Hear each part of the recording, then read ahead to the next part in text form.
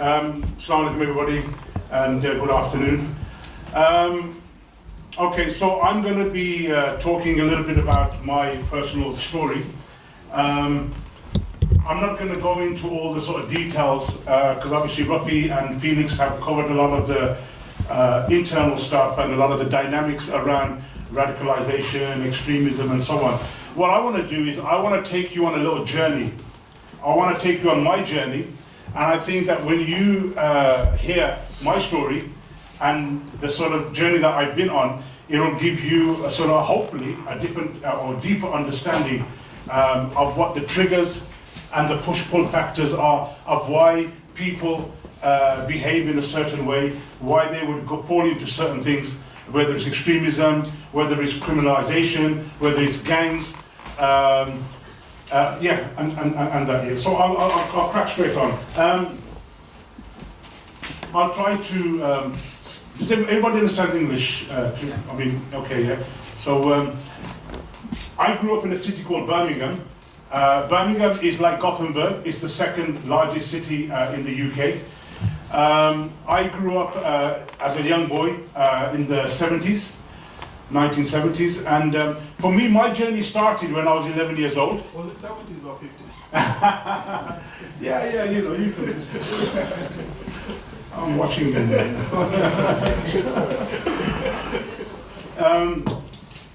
So as a young boy, I was 11 years old. I was on my way to school, and as I was walking to school, I was attacked by a group of skinheads.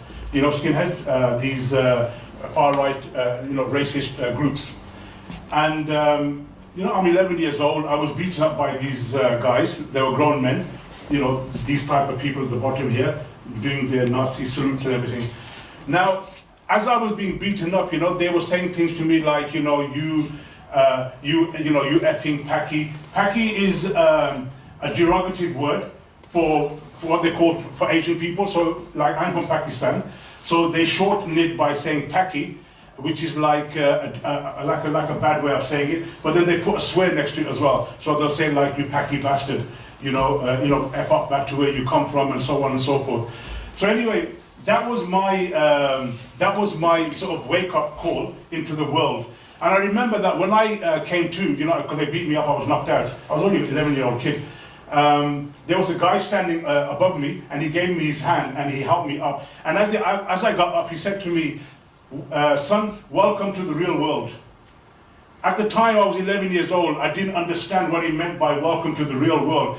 And as the years went on, I realized what he was saying to me was that as an Asian, at that time, it wasn't about Islam, as an Asian, this is your life. This is how you're going to be treated here. This is what you have to go through. And from the age of 11, for all of my school life, my whole time was spent around these issues. Because we had a lot of racism in my city in Birmingham, and there was a lot of problems.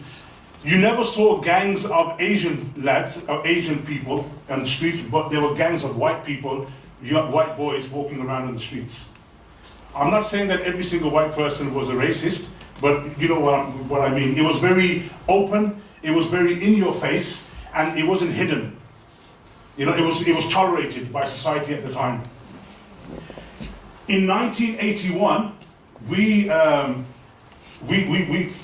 set up a gang called the Lynx. That's a picture of the gang there at the top.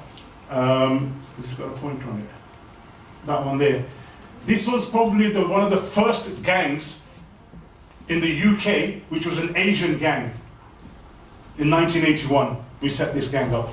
And the purpose of that gang was not for criminality, was not for selling drugs, was not for wearing our trousers halfway down our backsides, like some people do nowadays. Yeah, it was to protect our streets from these skinheads. So we were fighting battles against these skinheads.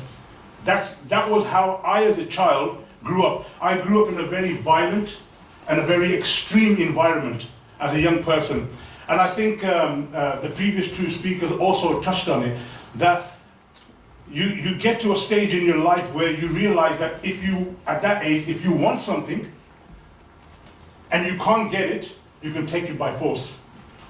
And I always say, especially when I talk to young people, that as a young person myself, one of the biggest problems that I had was I couldn't communicate. I didn't know how to communicate. I didn't know how to talk to people. The only thing that I knew was these. If you want something, you take it by force. Why? I have never been to college. I've never been to university. I have no education whatsoever. Everything that I learned on that street out there, walking up and down with people. That's all I know as a young person. So unfortunately, what that did was, that set me up to a life of hardship. If you don't have any education, if you don't have any skills, what are you going to do? Where are you going to end up? You know the answer to that, don't you? In criminality. Because I want those Nike trainers. I want that Giorgio Armani top. I want that Versace clothes as well. Yeah? I want to go on holiday. I want to drive a big fat BMW and a nice Mercedes. But how am I going to get it? Through crime. Because I can't get a job. Who's going to employ me? I have no education. So, like I said, most of our time was spent around doing that. For many, many years, I just sort of went from one thing to another, to another, to another, and that was really my sort of whole life as a young man growing up. Towards the end of the 80s, I did manage to eventually, get a good job, and I always say that one thing about being from the streets is, I don't know if you understand the term, is you're good at blagging. Do you know what blagging means? You're good at bullshitting. Because you're from the streets, you know how to, wriggle your way in. Gift of gab. Gift of the gab, yeah. So even though I wasn't qualified for the job, but because I had the gift of the gab and I knew how to BS, I managed to get myself in. And I got to a situation where I was working for a very big company in the UK called Legal & General. You may have heard of it. And in the 80s, in the late 80s, and in those days, I managed to work my way up. I had a company car, which was a red Nissan Bluebird. You don't even know what a Nissan Bluebird is yet. The older guys probably know what it is. Yeah, it was a lovely car, man. I'm telling you, it was red in color. I thought it was a Ferrari, because it had electric windows, it had power steering. I had a mobile phone that you used to put on your shoulder like a handbag. Does anybody remember those kind of phones? Yeah, the older guys do. They used to wear it on your like a computer bag. That was the phone. So I used to have one of those in the 80s. Can you imagine? I was the Don, man. I was the king, as Rafi likes to call me. But prior to that, unfortunately, this lifestyle did eventually lead for me to go to prison in the UK. I spent a few years in prison in the UK as well for the kind of lifestyle that I was living. And then when I came out, I tried to obviously sort myself out. There's a lot more things that have happened in that time, but we are going to have a questions and answer session, so you're more than welcome to ask me any particular questions that you want, or anything specific that you want to know about. We can talk about that as well. So I'll just go through a few more things. Politics is something that we're talking about triggers, and we're talking about what they call, in the scientific world, cognitive reactions that are taking place. This means that these are events or things that happen in your life that trigger or push you in a certain direction or push you in a certain kind of way or make you think about things that you never thought about before. So for me, one of the triggers which sort of got me thinking more towards politics was something called the Satanic Verses. You probably never even heard of that, especially you younger people here. Satanic Verses was a book written by a guy called Salman Rushdie in the 1980s. And in this book, he wrote a lot of really bad things about Muslims. He insulted Islam, he insulted the Prophet, his wives, and all of that sort of stuff. Now, at that time, I wasn't a practicing Muslim in the sense, I was a Muslim by name, but I never used to pray 5 times a day, or I didn't know anything about my religion. My name was Shahid, my parents were Muslim, and I'm a Muslim, okay, and that was about it. So I didn't understand anything else other than that. I would pray the 2 Eid prayers in the year, and that was about it. This guy came along, and it caused a big uproar in the UK. As a consequence of that, many Muslims around the UK decided to do a demonstration in London, outside the House of Parliament, to protest against this guy and against this book for insulting Islam. All the major cities, they organized coaches from the masajid, And I jumped on the coach as well, and I came to London. One of the reasons why I probably got on the coach, because in those days, going to London was a big thing. So I thought, you know what, I'm going to get a free holiday as well. I'm going to go to London, I'm going to see the sights as well, and I'll, do some, whatever, demonstration. So we went. To cut a long story short, there was a big demonstration, there was a big, police were there, we were there was thousands of people, and it became a confrontation.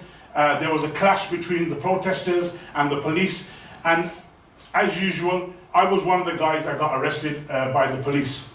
Now I have to say something here. This is a bit of a disadvantage that I have. I'm a tall guy, as you might have noticed here. Now at that time, I was probably the tallest out of the whole group. I had this tracksuit top on, which was like multicolored. I looked like a rainbow. So, the police, they probably saw me from far away. Said, see that tall, lanky one there with the multicolored top? Let's grab him. He looks like the leader. Yeah. So anyway, they grabbed me. They took me to the police station. They gave me some punches and some kicks and what the police normally do. And when I was in the police station, as I was, my hands handcuffed and everything, and they were processing me, I heard two of the policemen talking to each other.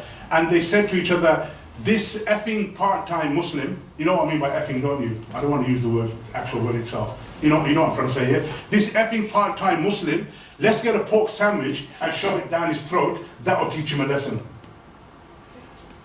So, remember we're talking about triggers, and we're talking about things that happen in your life that push you into a certain direction. I never had any political views. I never had any kind of religious views. But now these guys called me a part-time Muslim. And I thought to myself, I thought I was a full-time Muslim. What do you mean part-time Muslim? Yeah? So that made me start to think. Yeah? And then I'm like, well, what's with the pork sandwich? Yeah? What are you trying to say here? So these were triggers. These were things that were pushing me. I'm only talking about some of the main things. There are lots more than that, obviously, but we haven't got time to talk about all of them. I'm just giving you the main points that were going on. So my view of politics was very simplistic. I probably didn't really know anything about politics, but after these kind of events, I started to look more into politics. I started to ask those questions. Why are they insulting my religion? Why are they saying these things about me? Why are they being so aggressive and so racist and so abusive towards me? Why? What have I done to these people? What have I ever done to these people? All I'm trying to do is live. All I'm trying to do is survive. I just want to make some money. I just want to have a good life. Why do you keep putting your finger in my chest, putting your finger in my chest? You keep on poking me, you keep on poking me, and then do you wonder why I bite your finger off? If you keep poking the lion in the cage, he's going to bite your finger, he's going to bite your hand. So when you're constantly getting provoked and pushed and pushed and pushed, eventually something inside you is going to snap.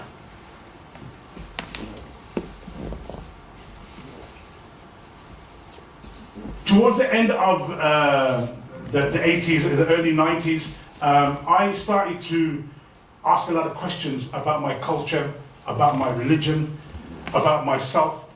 I did what's called, and I think some of you young people here, you probably haven't got to that stage yet, but the older people here have probably got to that stage. It's called going full circle.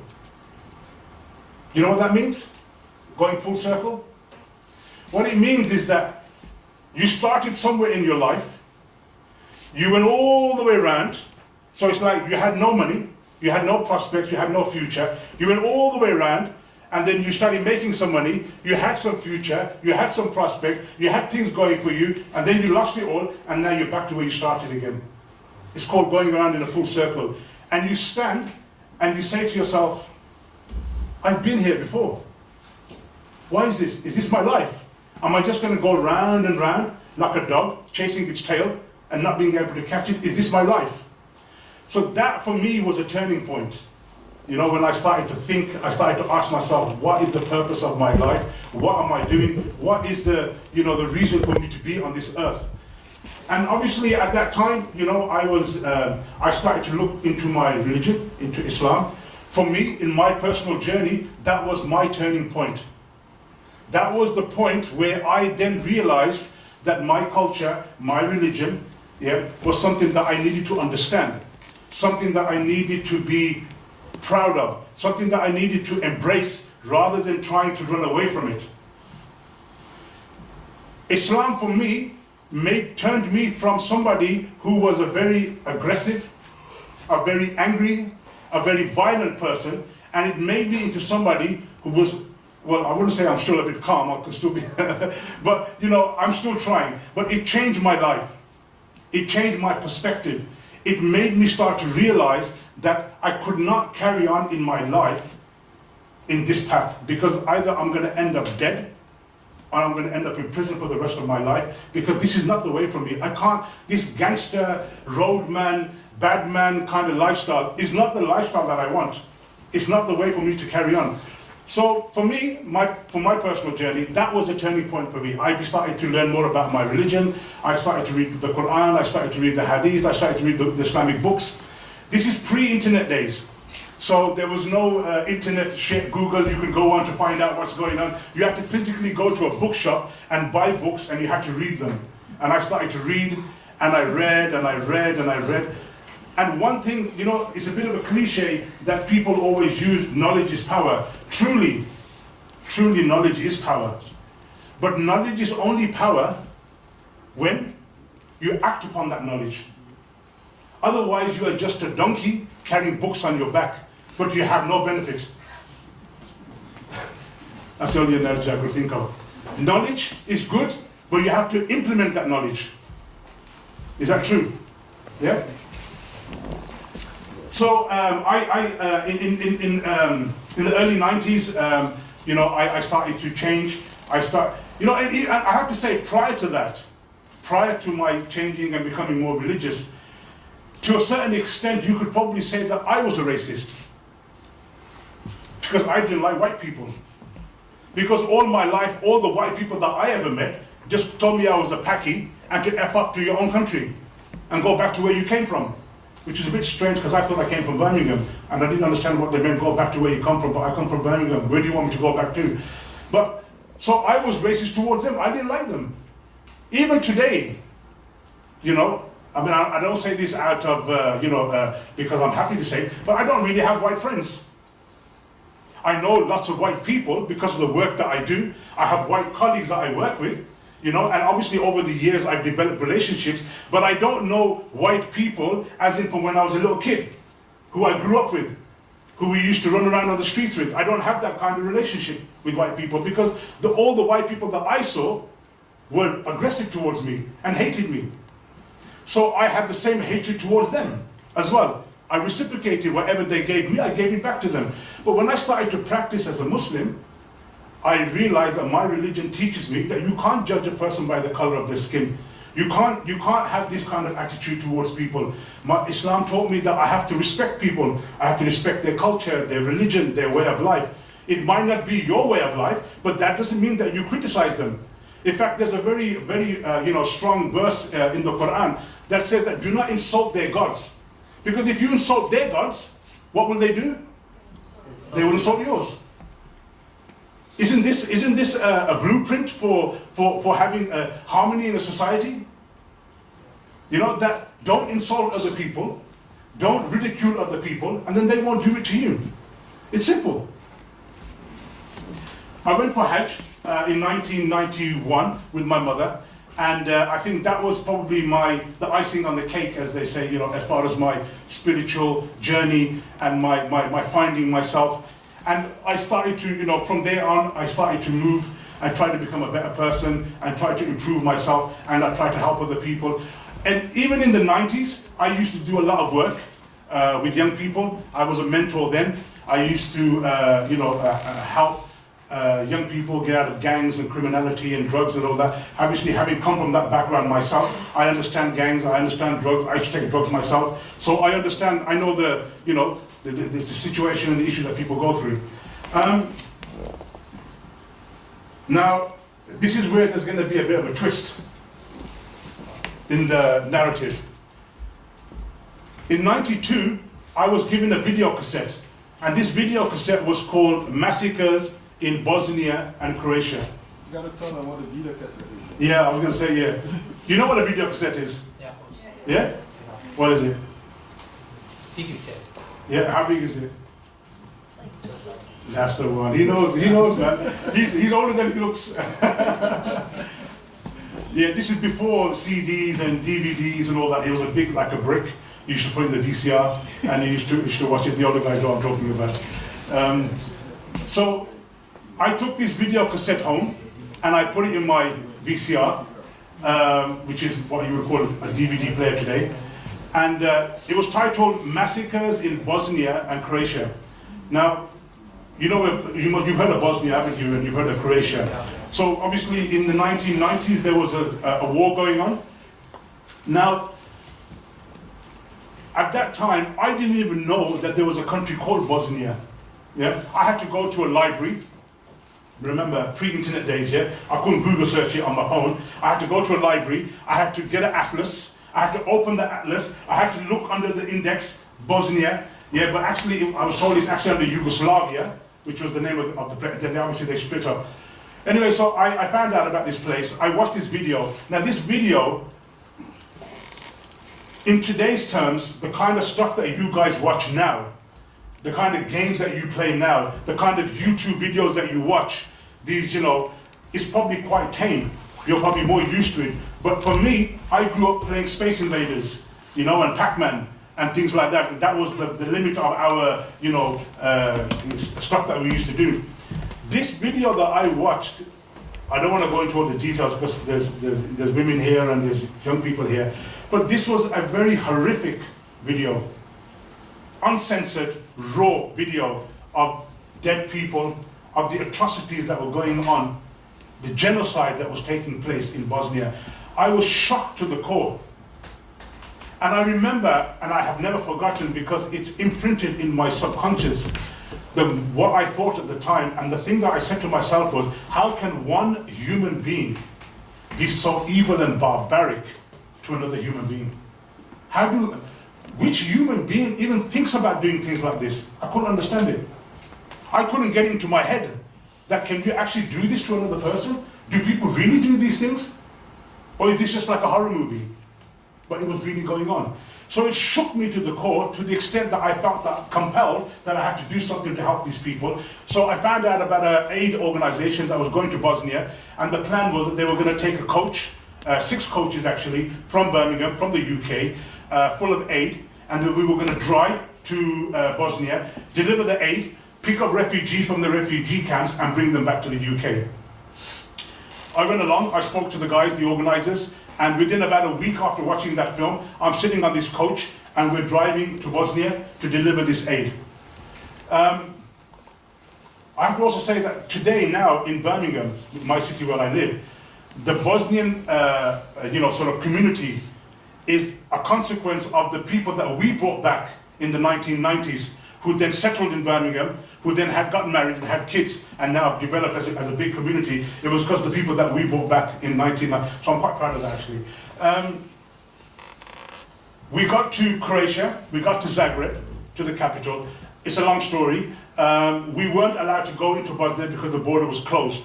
So they said that what we're going to do is we're going to deliver the aid on the Croatian side, and then we're going to get the refugees from the Croatian side, and we're going to take them back to the UK. I was like, no. That's not what we agreed. We said we were going to go into Bosnia and give the aid inside because that's where they need it. These camps are well looked after. We have to go inside. So anyway, I got into an argument with them, a disagreement, and I'm quite hard-headed. You probably might have noticed. Then I said, look, I don't want to work with you people anymore, and I just sort of, went off in a bit of a, huff and a puff. I got introduced to another guy who was from London, who was a private organization, who I was told was getting into Bosnia. So I started speaking to him over a coffee, and I said, well, how did you get into Bosnia? Because these guys can't get in. He said, well, I have local Croatian and Bosnians who work with me, and they will smuggle us into Bosnia. I said, can I come with you? He said, yeah. So literally, in a 2-hour conversation over a few coffees, yeah, I'm sitting in this vehicle with this guy, and we're being smuggled across the border into Bosnia. We got to a town called Travnik in central Bosnia. We were diverted to a school which had been used as a refugee center. We were given a room like this. We brought all the aid out of the vehicles, we put it inside the room, we got a table, we put it by the door, and the organizers of the refugee camp brought all the refugees, the mothers and their children, they lined them up outside in a line, and I was tasked with the job of handing out the food packs. So I'm standing there, I'm handing out the food packs, I'm handing out the food packs, I'm handing out the food packs, and we did all of that. We handed everything out. And I was very happy with myself, because, you know, finally I'd done something good, you know, from being a street thug to going to prison. You know, our parents, my son's going to be a doctor, my son's going to be a lawyer, my son's going to be a barrister, and this son was a thug, you know, who didn't really do anything. So I felt quite happy that I've actually done something worthwhile in my life. But my happiness was very short, because when I came outside of the room, there was still a long line of mothers with their children, and I had to walk past all of them. And I didn't understand their language, but I knew what they were saying. What about us? You're not going to give us anything. When I got to the end of the corridor, you have to understand that at this moment now, I'm in a roller coaster of emotions. You know, it's one thing when you see on the TV, when you see refugee camps, and you see it and you go, oh, poor things, and then you flip it over and then you put MTV on or something like that. But when you're physically there, and you smell the smell of death, you hear the screams of the babies, you look into the eyes of the people and you see no hope in their eyes, and you see fear and terror, it overwhelms you. And I was in a completely overwhelmed state at that time when I saw all of this. I got to the end of the corridor and I stopped and I started to think, and I thought, what am I going to do? I've got no more money to give these people. I've got no more food to give these people. How am I going to help these people? And I suppose my basic instinct, my default setting that I had as a young person from the streets, the only thing that I could think of was to fight.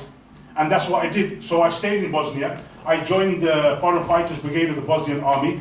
I was in Bosnia for several years. During that time, from 92 until 98, I also traveled to Afghanistan for further training. I went to Kashmir. I fought with the Mujahideen against the Indian Army in Kashmir. And in 1998, I was in a country called Yemen.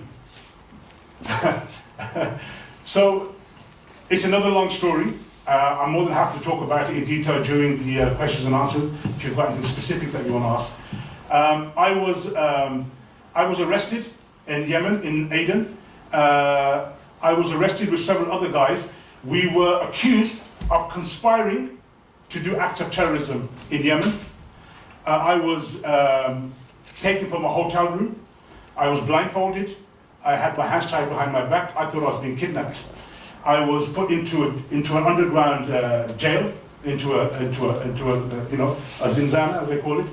And I was tortured, I was beaten, and I was forced to sign a confession that I was planning terrorist activity. When I got to the court, after 2 weeks, they eventually, because of my family pressure, the British government got involved and they gave consular access to me. And my family and my friends in the UK kicked up a big fuss about this. Eventually they got involved, the government, but nothing really came of it because my court case lasted for 6 months.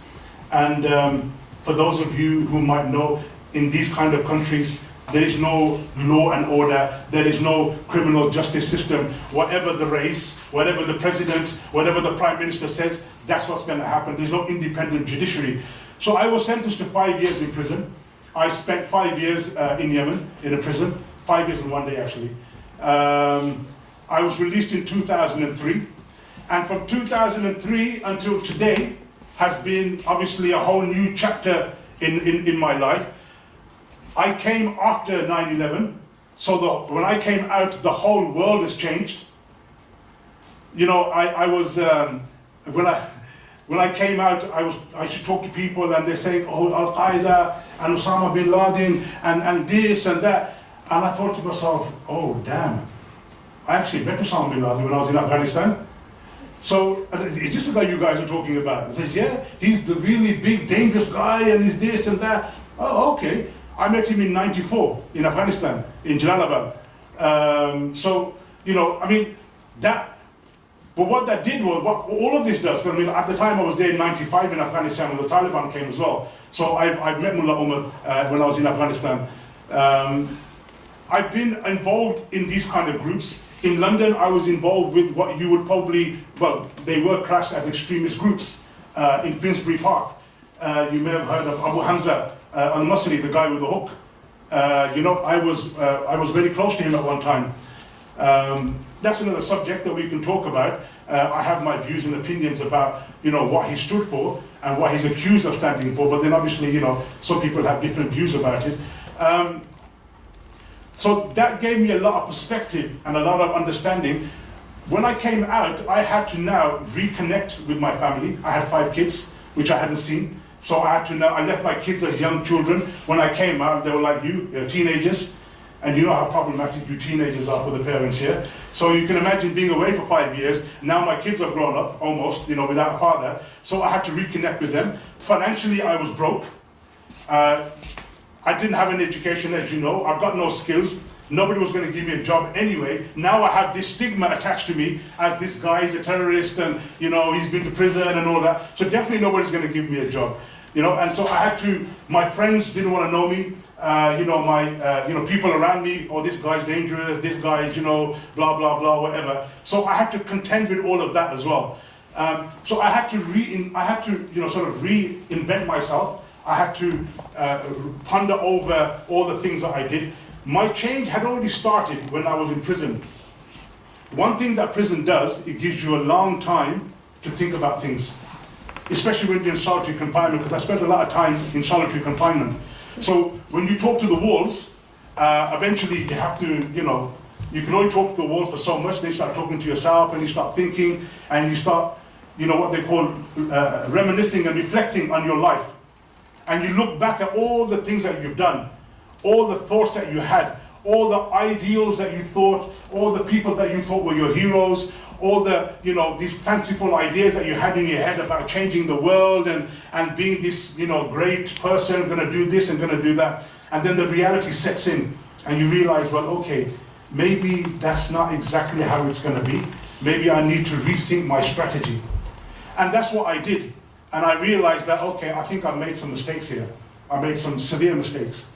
I've misunderstood, I've misinterpreted, I've misread or miscalculated the situation. And I need to now readdress that situation.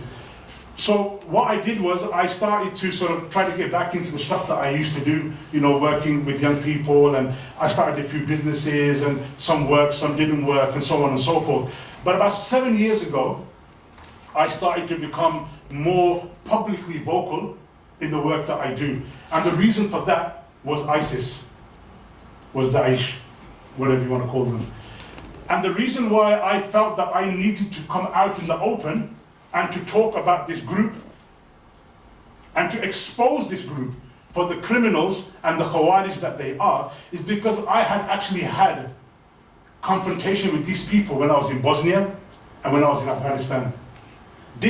They weren't called ISIS then and they weren't called Al-Qaeda then. Take away the name, the ideology has always existed. It's this, you're either with us or you're against us, this Khawarij mentality. I had a lot of encounters with these kind of people to the extent where I'd had guns put on my head by these guys because I disagree with their minhaj, with their methodology. The only reason they didn't kill me is because my gang was bigger than their gang over there. You know, and obviously because Allah was protecting me, it wasn't my time to die. But, so I felt that this narrative was a very, very powerful narrative that if we don't deal with it and if we don't confront it, it's going to catch a lot of fish. It's going to catch a lot of people, which is what happened. So I started to become more vocal. I started to speak out more. It caused me a lot of problems from within my community, from within a certain group of people who looked at me as somebody who was, you know, oh, you know, why are you doing this? You know, you're giving Islam a bad name. Just forget about it. Put your head in the sand. Let's not talk about this. And no, we have to talk about it because these people don't represent my religion. And if we don't talk about it, who are these young people going to talk to? Where they're going to get their information from? Why are so many young people following the propaganda of ISIS? Even now, even today, after all what's happened in the work that I do, I still meet, not as many, but I still meet people who have some sympathy towards ISIS. Can you imagine that? After all what we know, after all the atrocities that we've seen, after all the beheadings, after all the crazy videos that have come out, there are still people who think that no, ISIS have a point. And they try to validate it. So our work is not finished. We still have a lot of work that we have left to do. So I started to get involved in that, and alhamdulillah, everything sort of snowballed from there. I started doing local community centers and the local mosques, and it sort of expanded from there. And now, I travel the world. I go all over the country, I go all over the world. I deliver workshops, seminars, and I talk about these issues. I train people to understand this, like whether it's the police. I sit on many police, steering committees in the UK, counter-terrorism as well. I also engage with them, and I try to advise them and help them to how to understand and how to deal with this issue. And that's where I am today. And after all that journey, I'm standing here today in Gothenburg, talking to you lovely people, and sharing my story with you. So that's just a brief summary of my 54 years of my life in about 20 minutes. Not bad, is it? 20 minutes. I've left all the juicy bits out, but yeah. I think, when are we going to have the Q&A? Now, Yeah? you can, if you want to have a chair, sit there on the stage. If you want to ask some questions, you can ask Shahid.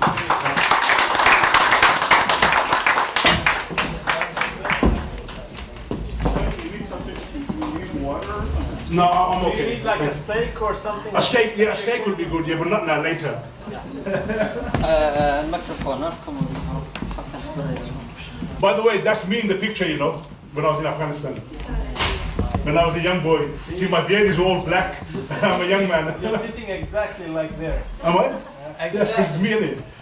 And what I always say is that I exchanged my AK-47 for my mobile phone.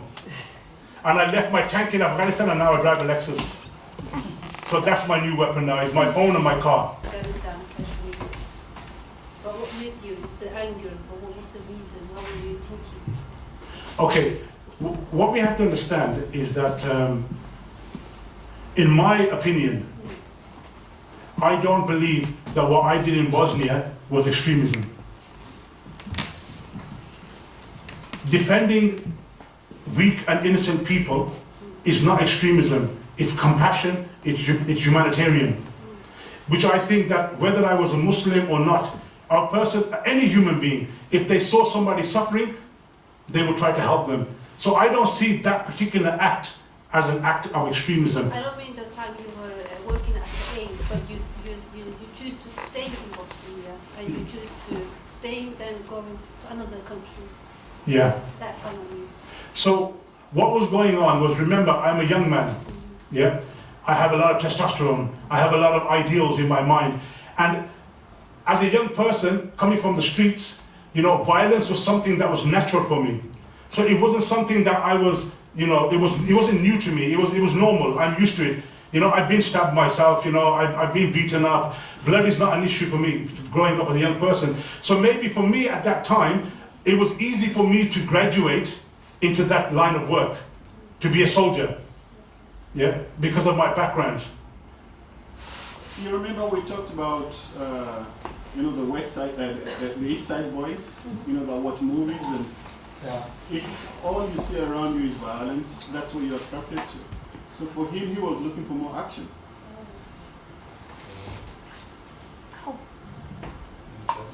Yes, brother.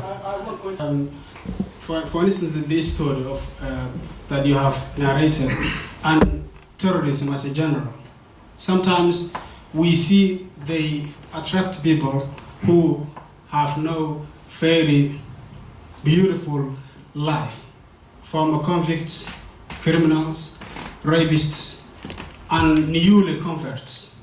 So that people who, as you said, know just the violence as a lifestyle, end up going to them and then kill people or force people, all kinds of bad deeds or bad things. So in their eyes, they need just to attract the people. But what is ideal about that? Look at the way that they use their propaganda. They use a lot of images from video games, from Call of Duty. They use a lot of phrases and terminology. One very powerful thing that groups like ISIS have is that their recruiters are not from the village. They are from the streets. They understand the language of these young people. They understand the mentality, the way of thinking. You know, now in the UK we have this big debate going on about that girl, the young girl, she was 15 years old when she went to join ISIS and she got married over there. Now she wants to come back, she's 19 years old. Yeah? You know, how, you know, she's from a middle class family, an educated family. How did she become groomed and radicalized to go all the way? You know, even I think to myself sometimes, how would I get to Syria now? You know, it's not that simple. How did a 15-year-old girl go from London all the way to Raqqa in Syria? So the dynamics have changed. Yeah? The way that recruitment has changed. Those days are gone now where people used to be standing, you know, you have these radical preachers, you know, giving these sermons and catching the fish. Now social media, the internet, YouTube, Facebook, Instagram, Twitter, whatever they use nowadays, this is the tools now, and that's why they're getting more of the mainstream. Also on top of that, you have a lot of people who are disenfranchised, who have no sense of belonging, who have no stake in the society that they live in. They work hard, they study hard, they do everything that they're supposed to do, but they still don't get the promotion. They still don't get that opportunity. But the other person does, who have a different color skin to them. So there's a lot of anger and resentment that's building up inside them that they don't show on the outside. And all it takes is somebody with a bit of charisma, somebody with a bit of understanding, and he can throw the hook and he can catch them very easy. He just has to empathize with them. Yeah, I know, I understand what you're going through, I understand the problems that you have. I had this. It's like my story. You know, I mean, I'm not trying, I mean, it's a fairly convincing story, isn't it? It's quite a powerful story, yeah? You know, I used to be a recruiter myself in the 90s. I was a very successful recruiter. But I didn't recruit people to go and kill innocent people. I have to make this distinction. Yes, I was a recruiter, but I recruited people to go to Bosnia, yeah, to fight against the Serbs. I didn't recruit people to go and kill people on the bus or on the train or on the airplanes, because I don't believe in that. I think that's a coward thing to do. I was different. I was a soldier and we were fighting in a war. It's a battlefield, it's different. So I understand the pull factor. I know how easy it is to catch these young people. That's why I believe that I'm effective in the work that I do when I travel and I talk to young people, because they can connect with me. Because everything that I'm going through, they're also going through it. And they understand it.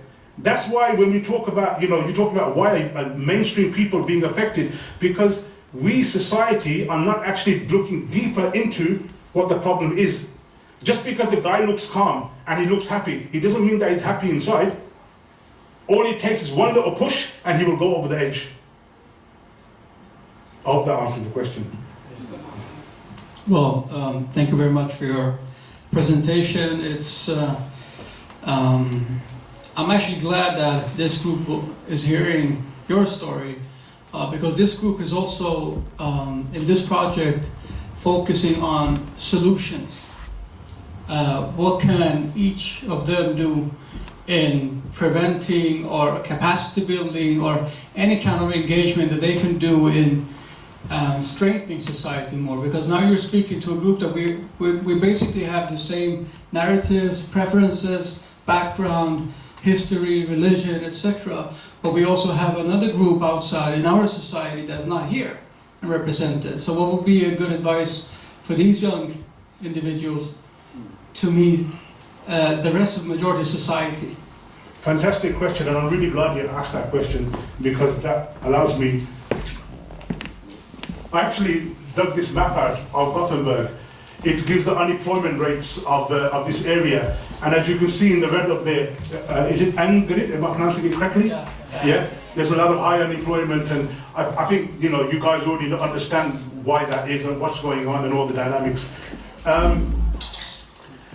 And answering your question, if young people can be inspired to do evil, surely they can be inspired to do good. Yeah? Racism is a learned behavior. Nobody's born a racist. When you look at two children when they are small in the nursery, kindergarten, a black child and a white child, they don't have any racism between them. Where does that racism come from? It's taught to them. It's ingrained into them. So if racism can be taught, it can be untaught as well. my fancy graphics. This talk was called The Two Paths, yeah? And I think this is going to apply to a lot of us. Most of the work I do is with Muslims, so that's why I've used this particular picture. You know, you've got the gangster on one side and you've got the guy going to the mosque with the Quran in the other side. It's a choice that we have. It's a choice that we have to make. Answering your question, the moral compass. Everybody has inside them a moral compass, yeah? Now, what are your core values? Which way is your compass facing? Is your moral compass taking you down to a life of crime and criminality and drugs and all of that? Or is it taking you to a different direction? Today I find with a lot of young people that their moral compass is really confused. You know, like in the film sometimes, the compass is spinning around and around and around like this. That's how a lot of young people are now. They're confused. Yeah, they don't know which way to go, where to go this way or to go that way. This guy's saying this, the imam for the masjid is saying this, the guy at the community center is saying this, my mom and dad are saying this. Yeah, am I Swedish? Am I Muslim? Am I Somalian? What's my culture? Which team do I support? Blah, blah, all of these sort of things. They are confused and their moral compass is all over the place. I see a lot of young people, I mean, especially in the work that I do, and I'm sure you know what I'm talking about. Man, they do some crazy stuff, man. Some crazy stuff. Things that I couldn't even understand. I don't want to go into it, yeah? It's so disgusting. And I'm thinking, why are you doing? Why are you doing this? But why? Why have they gone down to that? And I think I did mention it before. It's about changing your paradigm. All that is a fancy word for changing your situation. We talk about solutions. Solutions mean that just because you are born in a situation, it doesn't mean that it always has to be like that. Just because you are here in this situation, it doesn't mean that things are never going to change. Of course they're going to change. Look at my life. We don't, you know, look where I started from, an 11-year-old boy being beaten up on the streets, yeah, not having any education, going to prison, doing all of these things, and today I'm standing here now and I'm the expert. I changed it around. I took a negative and I turned it into a positive. And you can all do the same thing as well. Change your paradigm, change your circumstances, change the environment around you. If you're hanging around with negative people, if you're hanging around with people that are taking you in the wrong direction, tell them, hasta la vista, baby. See you later. I told you you're Arnold, man. Tell you later. I'm not interested. I'm not going down that route as you guys. I want to make something of my life. I don't need that kind of negative peer pressure around me. Change your paradigm. Motivation and passion. This is very important. You're not going to change anything in your life if you don't have motivation and if you don't have passion. Whatever it is. You want to be a football player, you know, you want to be a ballerina. I don't care. That's your business. Do what, but go for it. Do it. Don't hold back. If you push hard enough, you can do it. Don't think that this is it now, I'm just stuck in Gothenburg and in that area and that's where I'm going to be for the rest of my life. No. You can become doctors, you can become businessmen, you can become entrepreneurs. Why can't you be the CEO of Google? Why can't you be the CEO of Microsoft? Of course you can. Nothing is beyond your limits. But you have to change your paradigm, you have to be motivated, you have to have passion, and you've got to go after your dreams. This is a thing called poverty of aspiration. This is one thing that we suffer from a lot in our society. What poverty of aspiration means is that we've given up before we even started. You know, we have this negative attitude towards our life. I talk to young people in the UK, and I'm like, yo, so what do you want to be when you grow up? Don't know. You know, have you got any plans? No, I don't know. Yeah, I might be a taxi driver, not my dad. I'm like, you want to be a taxi driver? Yeah, or I'm going to get a job in a chicken and chips place, selling chicken and chips or burgers. Is that your aspiration? But unfortunately, the society that they're in, the environment that they're in, the people that they hang around with, that's as far as their mentality goes. So they have what we call a poverty of aspirations. They're not actually poor, but they're poor in their mind, and they need to come out of that. And how do you come out of all of this? In the answer to your question is this is the key. Education is the key. Not being a roadman, not being a gangster, education is the key. I cannot stress it enough. It's your ticket out of this situation. You have to be, and I don't mean just getting a primary school or secondary education. You got to take it to the top. You got to, if it means going to a PhD, a master's, whatever, you have to, because you live in a society in Sweden. I was reading some statistics. Sweden, out of all of Europe, is the country that spends the most in research and development. What does that mean? That means that that's where there's a lot of prospects. But how are you going to get into that if you're not educated? So you need to become the scientist. You need to be the person who develops the next innovative thing. And how will that help you and your community? When they see a brown face, a hijab wearing, a guy with a beard, you know, creating and developing some successful new drugs or some scientific innovation, how will that reflect back on your community? And how does it reflect back when they see a guy looking like me, blowing up an airplane or selling drugs on the street? That has a negative impact. The solution is that we've got to give positive impact into society. You, young people, have to go out there and give that positive impact. Let them see you don't have to abandon your religion. You don't have to abandon your culture. You don't have to abandon who you are. You can still be a Muslim, and you can be Swedish, and it's been said before, and you can be a scientist. And you can be a research and developer. You can be a doctor. You can be a barrister. And you can maintain your culture and your religion. And embrace the Swedish way of life as well. A bit of a long-winded answer to the question here, but yeah. If I were a young man and I met a recruiter who says,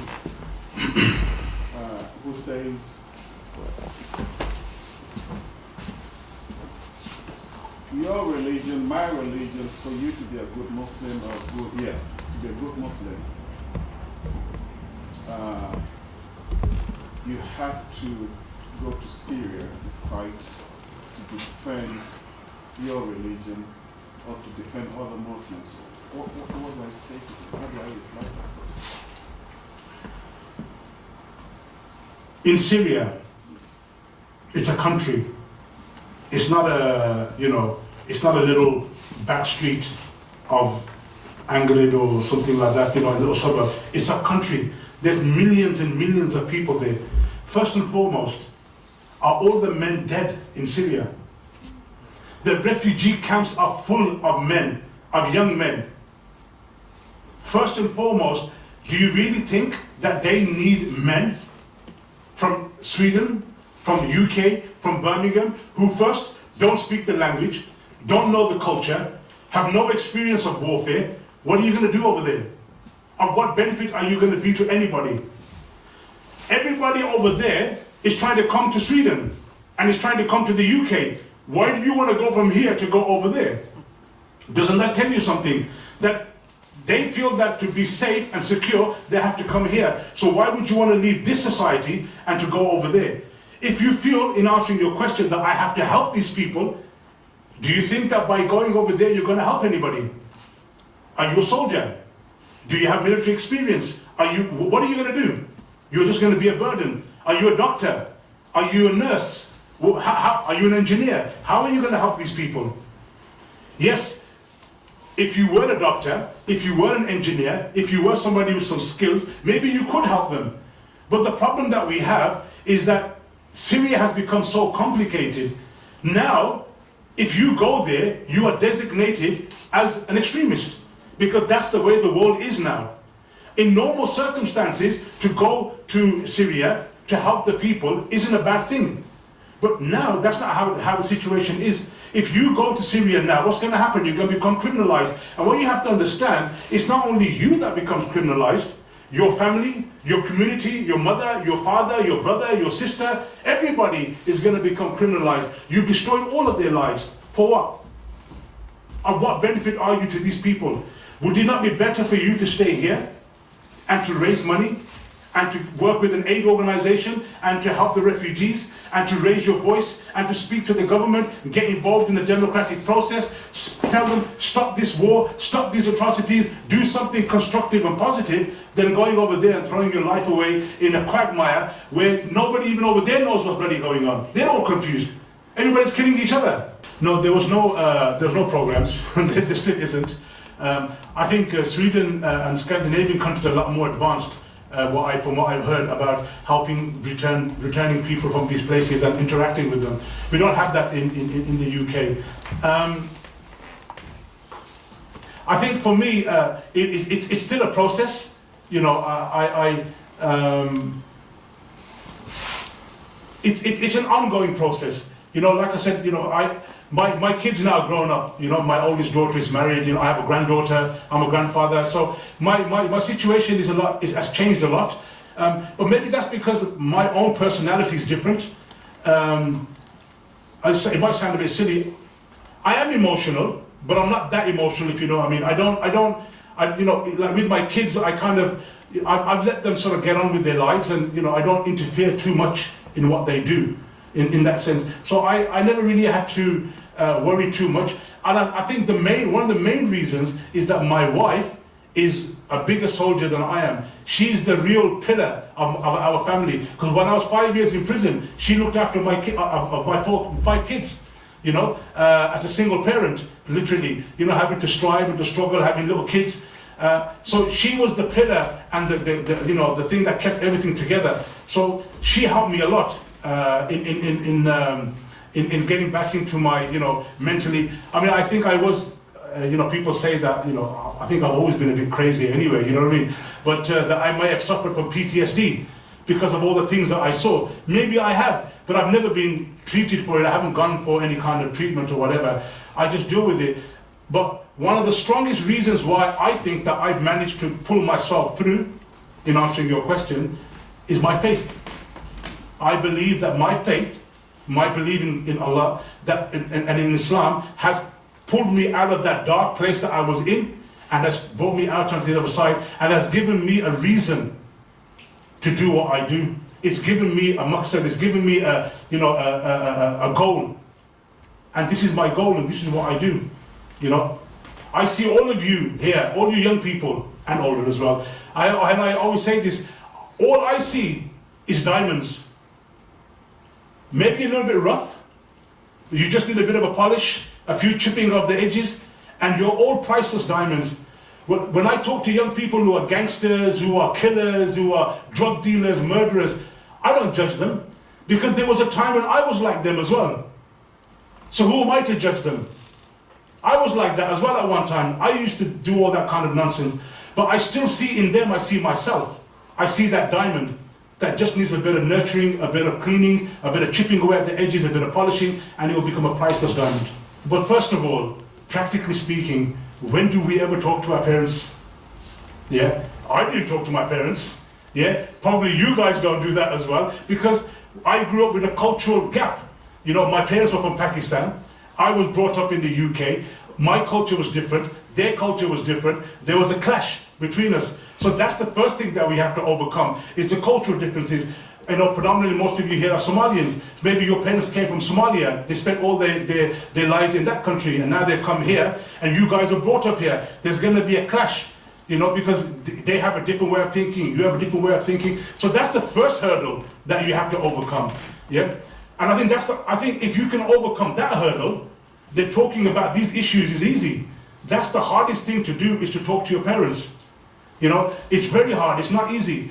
But I suppose everybody's different. You're all going to have your own circumstances. You're all going to have your own way of dealing with things. You've got to find your own way in, you know.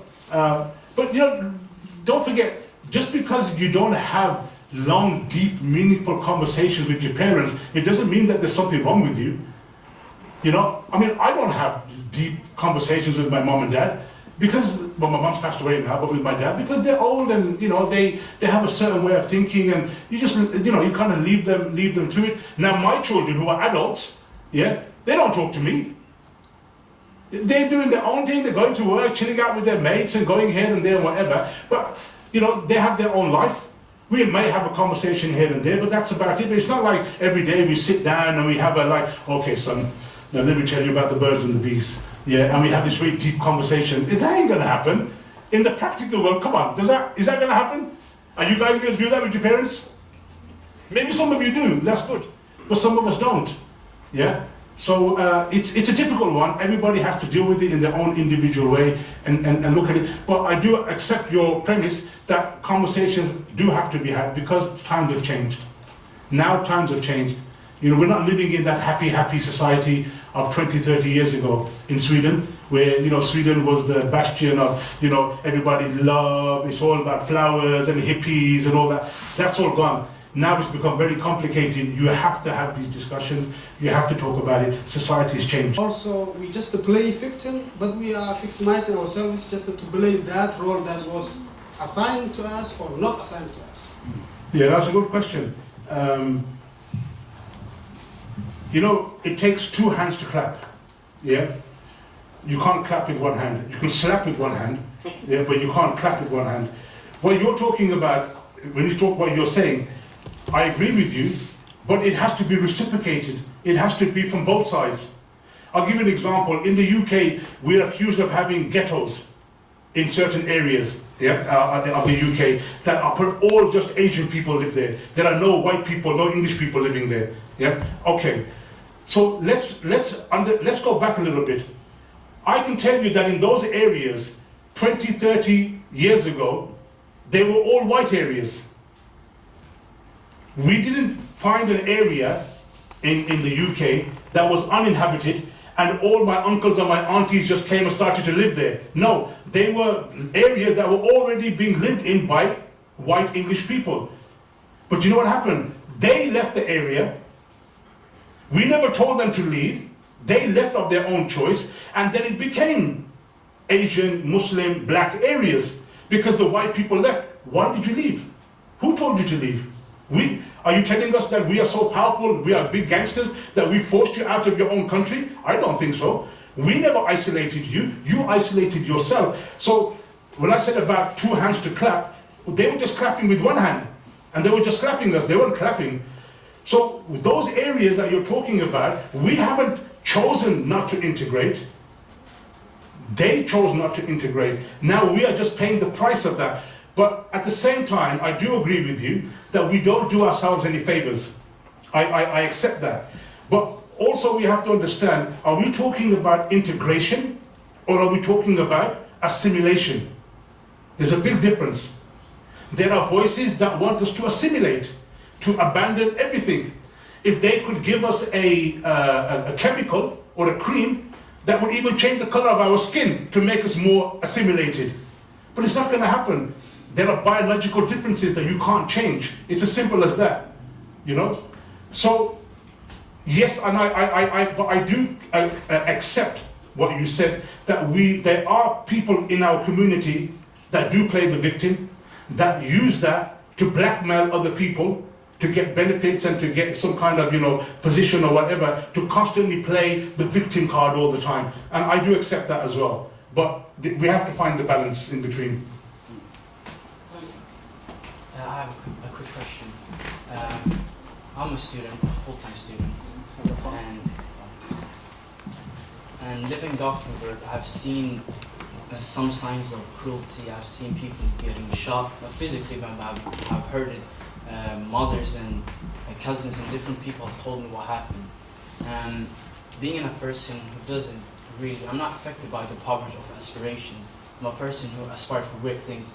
But the thing is, some people who are not particularly involved with what is it called, gangs, and people who aren't really directly connected to gangs and stuff like that, and witness cruelty and people who are, for example, who are students.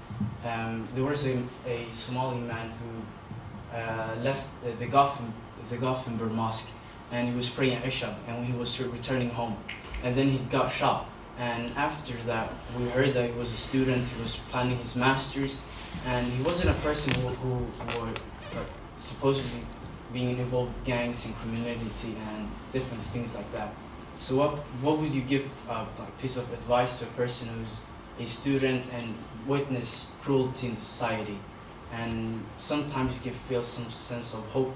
You think that you're losing some hope because you're seeing people who are aspiring for great things and getting shot and being killed, all for being great people. I mean, these are traumatic experiences that you're talking about. All I will say to you is that you have to understand something. You as young people, this is what makes you into who you're going to become. Going through adversity and hardship make you into the man or the woman that you're going to become. Do you think that life is just going to be all cotton wool and roses? Do you not think that you're going to fall down and you're going to scrape your knees and you're going to get bumps and you're going to get bruises and you're going to see things that you don't like? But hey, that's life. That's the reality of life, you know? But that's what's going to make you who you are. That's what's going to make you rise above it. You know, the Prophet, peace be upon him, said that when you feel depressed and when you feel, anxious and you feel like, you feel down, look at those who are less fortunate than you. Then you will realize how lucky you are, how much you have. Go and have a look at a refugee camp and have a look at those people whose parents have been killed, whose mothers have been raped, and who are living in that society. But look at them, they still carry on. They're still trying, they're still working, they're still moving, they're still trying to better their lives. Our lives are much better than that. We may have seen lots of bad things. You've seen bad things. I'm sure other people have seen bad things. I've seen bad things. But that shouldn't define us. The evil and the bad things around us are not our teachers. I think it's a very famous phrase of Mukhtar, who was the great Mujahid who fought against Mussolini in Libya. And when they captured the Italian soldiers, his men said to Mukhtar, we will have to torture them because that's what they do to us. And he said the famous words, Mukhtar, he said, they are not our teachers. So this negativity that you see around you, that's not your teacher. I hope that answers the question. I have a personal question for you. I was wondering, have you ever thought of how your life would have been today if you haven't experienced everything you did? Yeah, I mean, I often get asked about my regrets. To be quite honest, I don't really have any regrets, simply because as a Muslim, I believe that it's Qadr Allah. It was destined for this to happen to me. It was my destiny. So for me to have a regret is basically going against that destiny that was written for me for it to happen. If I have maybe a slight regret in a different sense, it would probably be that I didn't get an education. Because I had to struggle really hard, in my life. Even when I started to practice and I started to read the Quran and that books, I couldn't even read the English. It was so complicated. It was really difficult. I had to get a dictionary, and I'd have I have the Quran in one hand, I'd have a dictionary in the other hand, and I was trying to work out what these words mean. So if I have a slight regret, it's not having an education. I feel that it probably would have made my life a little bit easier if I was able to be a bit more educated, have a bit more of a systematic approach to things. As I'm constantly told by my friends and colleagues, one of my biggest downfalls is that I'm not structured, I'm not organized. Rafi keeps telling me all the time, you need to get organized, and that's because of my lack of education, because I've just done things, I'm just a survivor. I just survive. I live day by day, because that's how my life has been. I can't plan for 3 months ahead or 6, because I don't know if I'm going to have any money in 3 months ahead, or if I'm going to be able to pay my bills next month. So I have to live, I've got used to living like this. So maybe if I had some education and I had some kind of a skill, maybe if I was a carpenter or an electrician or a mechanic, I would have a safety net that I could always fall back on. But I don't have that. So that's why I always encourage, you young people, you have to have a skill. You can chase your dream, but you need to have a skill that's going to pay your bills, and then chase your dreams. It's like somebody once said, reach for the skies, but keep your feet firmly on the ground.